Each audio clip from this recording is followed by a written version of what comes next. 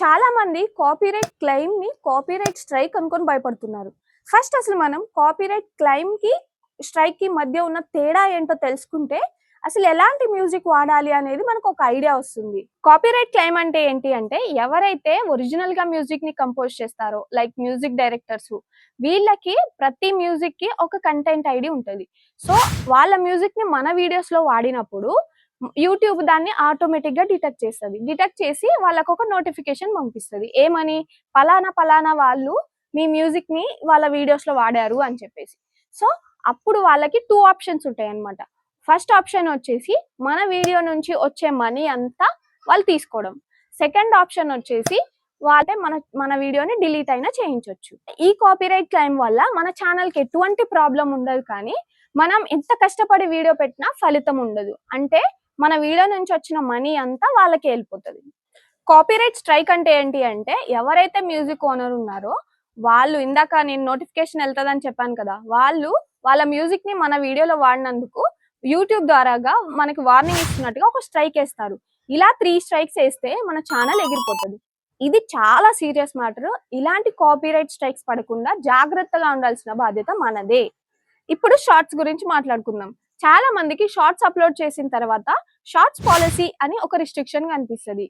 దీన్ని చూసి ఎవరు భయపడకండి. ఇదేంటి అంటే ఇందాక కంటెంట్ ఐడి ఉండడం వల్ల ఆ రెవెన్యూ అంతా ఓనర్ కి షేర్ అవుతుంది అని చెప్పాను కదా. సో ఇది దానికి సంబంధించింది. దీని గురించి తర్వాత మాట్లాడుకుందాం. దీని వల్ల మన ఛానల్ కి ఎటువంటి ఇంపాక్ట్ ఉండదు. యూట్యూబ్ లో ఉన్న మ్యూజిక్ వాడడం వల్ల 99% మన ఛానల్ కి ఎటువంటి ఇంపాక్ట్ ఉండదు. కానీ కొన్నిసార్లు మన video blocked in some countries అని చెప్పేసి చూపిస్తుంటది. సో అదేంటి అంటే అది మ్యూజిక్ ఓనర్ కి సంబంధించింది కానీ యూట్యూబ్ కి సంబంధించింది కాదు. మీకు ఇంకెలా చెప్పవచ్చు అంటే, ఫర్ ఎగ్జాంపుల్ మన ఇండియాలో ఒక సాంగ్ కి ఒక మ్యూజిక్ ఓనర్ ఉంటే అదే సాంగ్ కి వేరే కంట్రీలో వేరే ఇంకొక ఓనర్ ఉండొచ్చు. అంటే వాళ్ళు ఆ సాంగ్ రైట్స్ అనేవి కొనుక్కొని ఉండొచ్చు. అప్పుడు వాళ్ళు ఈ సాంగ్ ని అక్కడ వాళ్ళ కంట్రీలో ప్లే చేయనియరు. అప్పుడు మన వీడియో కూడా అక్కడ ప్లే అవ్వదు అనమాట. దానివల్ల ఇది చూపిస్తుంది మనకి. ఒక్కొక్కసారి మ్యూజిక్ ఓనరు ఇప్పుడు వాడుకోవడానికి పర్మిషన్ ఇచ్చిన ఫ్యూచర్ లో దాన్ని వాడుకోవడానికి పర్మిషన్ తీసేయచ్చు. అప్పుడు మన వీడియోలో వాడిన మ్యూజిక్ మ్యూట్ అయిపోతుంది, ఆటోమేటిక్ గా వెళ్ళిపోతుంది. ఇప్పుడు షార్ట్స్ నుంచి మనకి రెవెన్యూ ఎలా వస్తుందో చూద్దాం. ఒక కంట్రీలో ఒక నెలలో షార్ట్స్ నుంచి వచ్చిన రెవెన్యూ అంతా ఒక దగ్గర ఉంటుంది. అసలు షార్ట్స్ నుంచి రెవెన్యూ అంటే ఏంటి? మనకి ఒక 2-3 షార్ట్స్ అయిపోగానే ఇంకొకటి యాడ్ వస్తుంది కదా. ఈ యాడ్ అనేది ఏ ఒక్క క్రియేటర్ కి సంబంధించింది కాదు. ఇదంతా అందరి షార్ట్స్ కి మధ్యలో వచ్చే యాడ్ కాబట్టి దీని నుంచి వచ్చిన రెవెన్యూ అంతా ఒక దగ్గర ఉంటది. అందులో మ్యూజిక్ నుంచి వచ్చిన రెవెన్యూ అంతా ఒక దగ్గర ఉంటది. వాయిస్ ఓవర్ రాగా ఉన్న వీడియోస్ నుంచి వచ్చిన రెవెన్యూ అంతా ఒక దగ్గర ఉంటది.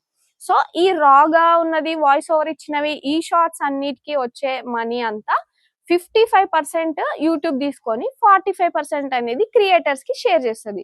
ఆ క్రియేటర్స్ కి కూడా వాళ్ళ వ్యూస్ ని బట్టి ఎవరికైతే ఎక్కువ వ్యూస్ ఉంటాయో వాళ్ళకి ఇచ్చేస్తుంది అనమాట. ఇక్కడ మ్యూజిక్ నుంచి వచ్చిన రెవెన్యూ నుంచి కొంత పర్సెంట్ అనేది మ్యూజిక్ ఓనర్ తీసేసుకుంటాడు. మిగిలిన తర్వాత ఆయన తీసుకున్న తర్వాత మిగిలింది అందులో నుంచి 55% యూట్యూబ్ తీసుకొని 45% క్రియేటర్స్ కి ఇస్తుంది. ఇందులో కూడా క్రియేటర్స్ కి ఎవరికైతే మ్యూజిక్ వాడినందుకు ఎక్కువ వ్యూస్ వస్తాయో వాళ్ళకి ఎక్కువ షేర్ అనేది డివైడ్ చేస్తారనమాట. సగం గుళ్ళు నేను కొడితే సగం గుళ్ళు కొట్టా కాబట్టి 50-50 మొత్తం దొబ్బేద్దామనే. సో ఈ షార్ట్స్ పాలసీ రిస్ట్రిక్షన్ వల్ల మన ఛానల్ కి ఎటువంటి ప్రాబ్లం ఉండదు, కానీ మ్యూజిక్ వాడడం వల్ల మనకి రెవెన్యూ అనేది తక్కువ ఉంటుంది. దీనివల్ల అడ్వాంటేజ్ కూడా ఉంది. అదేంటి అంటే మనము ట్రెండింగ్ సాంగ్స్ లేదా పాపులర్ మ్యూజిక్ సాంగ్స్ వాడతాం కాబట్టి మన వీడియో చూడడానికి ఎఫెక్టివ్ గా అట్రాక్టివ్ గా ఉంటుంది. అండ్ మనకు రీచ్ కూడా చాలా ఎక్కువనే ఉంటుంది. అయినా సరే నాకు ఈ షార్ట్స్ పాలసీ వద్దు అనుకుంటే అప్పుడు మీకు కొన్ని ఆప్షన్స్ ఉంటాయి. మ్యూట్, ఎరేజ్ ఆర్ అప్పీల్ ఇలాంటివి ఉంటాయి అన్నమాట. సో వీటి గురించి నేను లాంగ్ వీడియోస్ కి చెప్పేటప్పుడు చెప్తాను. ఇప్పుడు లాంగ్ వీడియోస్ గురించి మాట్లాడుకుందాం. సో ఇక్కడ వరకు వచ్చారంటే మీకు ఈ వీడియోలో ఏదో ఒక వాల్యూ పొందుతున్నారు అని. సో నచ్చితే లైక్ చేయండి, కుదిరితే హైప్ ఇవ్వండి అండ్ సబ్స్క్రైబ్ చేసుకోవడం మర్చిపోవద్దు. ఇలా చేయడం వల్ల ఇంకొంతమందికి ఇది రికమెండ్ చేస్తూ ఉంటుంది. సో లాంగ్ వీడియోస్ లో కూడా షార్ట్స్ లో యూజ్ చేసిన మ్యూజిక్ ని వాడామనుకోండి కాపీరైట్ స్ట్రైక్ పడుతుంది. సో అలా పడకుండా లాంగ్ వీడియోస్ లో మ్యూజిక్ ఎలా వాడాలి అనేది ఇప్పుడు చూద్దాం. ఎలా వాడాలి అంటే యూట్యూబ్ ఆడియో లైబ్రరీ అని ఉంటుంది, దాన్ని వాడుకోవచ్చు. దీన్ని వాడడం వల్ల ఒక చిన్న ప్రాబ్లం ఉంటది కానీ దానికి నేను సొల్యూషన్ కూడా చెప్తా. సో ఈ యూట్యూబ్ ఆడియో లైబ్రరీలో ఉన్న సాంగ్స్ ని మనం షార్ట్స్ లో వాడొచ్చు, లాంగ్ వీడియోస్ లో కూడా వాడొచ్చు. ఇలా వాడడం వల్ల మనకి ఎలాంటి క్లైమ్స్ పడవు, స్ట్రైక్స్ పడవు, అండ్ మనం వాళ్ళ క్రెడిట్స్ ఇవ్వాల్సిన అవసరం కూడా ఉండదు. కాకపోతే ఇందులో ఇంగ్లీషు లేదా వేరే లాంగ్వేజ్, వేరే కంట్రీ సాంగ్స్ ఎక్కువ ఉండడం వల్ల మన సిచ్యువేషన్ కి తగ్గ సాంగ్స్, అంటే ఇప్పుడు మనం కుకింగ్, డివోషనల్ ఇలాంటి సిచ్యువేషన్ కి సాంగ్స్ దొరకడం అనేది చాలా కష్టం అన్నమాట. సో నేను నా వీడియోస్ లో మ్యూజిక్ ఎలా వాడతాను అంటే, ఎక్కడి నుంచి వాడతా అంటే ఈ వెబ్సైట్ నుంచి వాడతా. డిస్క్రిప్షన్ లో ఉన్న లింక్ క్లిక్ చేస్తే ఈ వెబ్సైట్ ఓపెన్ అవుతుంది. ఇక్కడ సెర్చ్ లో మన సిచ్యువేషన్ కి తగ్గట్టు మ్యూజిక్ ని టైప్ చేయాలి. లైక్ కుకింగ్, ట్రావెల్, డివోషన్ ఇలా అన్నమాట. ఫర్ ఎగ్జాంపుల్ డివోషనల్ హిందూ అని టైప్ చేస్తే దేవుని రిలేటెడ్ సాంగ్స్ వస్తాయి.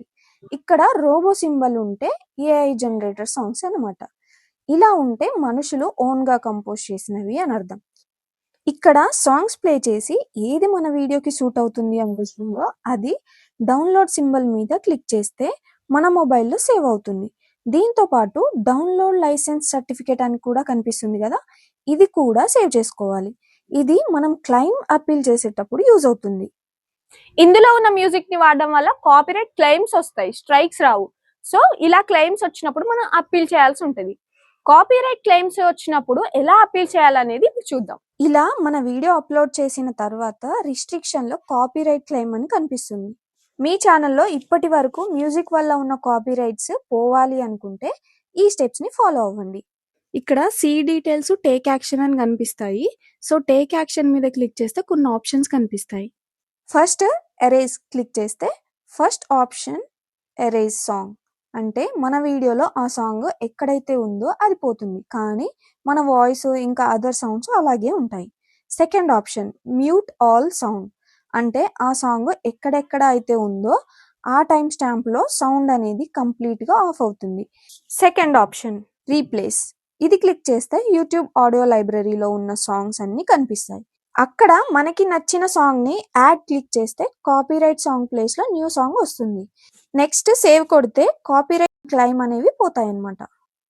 థర్డ్ ఆప్షన్ వచ్చేసి డిస్ప్యూట్ నొక్కి కంటిన్యూ నొక్కితే మనం ఎందుకు డిస్ప్యూట్ చేస్తున్నామని అడుగుతుంది. అంటే ఇది మీ ఒరిజినల్ మ్యూజికా, లేదా ఆ సాంగ్ యూజ్ చేయడానికి లైసెన్స్ ఉందా, లేదా ఆ సాంగ్ ని నా ఓన్ స్టైల్లో మార్చానా అని ఇలా అడుగుతూ ఉంటుంది అనమాట. ఇలా మనం లైసెన్స్ సర్టిఫికేట్ డౌన్లోడ్ చేస్తాం కదా, అందులో ఉన్న టెక్స్ట్ ని కాపీ చేసి ఇక్కడ లైసెన్స్ ఆప్షన్ ని క్లిక్ చేస్తే ఐ హ్యావ్ పర్మిషన్ క్లిక్ చేసి ఈ బాక్స్ లో లైసెన్స్ ని పేస్ట్ చేసి ఈ కింద ఉన్న 3 బాక్సెస్ ని టిక్ చేసి సిగ్నేచర్ లో మీ ఫుల్ నేమ్ రాయాలి, మీ ఛానల్ పేరు కాదు. నేమ్ రాసి సబ్మిట్ చేస్తే యూట్యూబ్ కానీ మ్యూజిక్ ఓనర్ కానీ రివ్యూ చేసి మాక్సిమం కాపీరైట్ అనేది క్లియర్ చేస్తారు. ఈ ప్రాసెస్ 30 డేస్ పడుతుంది అని చెప్తారు, కానీ నాకైతే మాక్సిమం 1 అవర్ లోనే క్లియర్ అయిపోతుంది ప్రతిసారి. ఒకవేళ లేట్ అయితే మనం ఎవరి మ్యూజిక్ అయితే వాడతామో వాళ్ళ నేమ్ మీద క్లిక్ చేస్తే వాళ్ళ ఇన్స్టాగ్రామ్, ఫేస్బుక్ ఇలా డీటెయిల్స్ ఉంటాయి, అక్కడ వాళ్ళని కాంటాక్ట్ అవ్వచ్చు. ఇక్కడ మెసేజ్ ఆప్షన్ కూడా ఉంటుంది, అది క్లిక్ చేసి ఇక్కడ ఇలా మెసేజ్ చేస్తే కూడా కాపీరైట్ పోతుంది. ఆ మెసేజ్ లో ఏం రాయాలి అనేది కూడా కింద డిస్క్రిప్షన్ లో ఇస్తాను, సో డోంట్ వర్రీ. మీకు ఇంకా ఈ మ్యూజిక్ కి సంబంధించిన ఏమైనా డౌట్స్ ఉంటే నాకు కింద కమెంట్ చేయండి. బాయ్.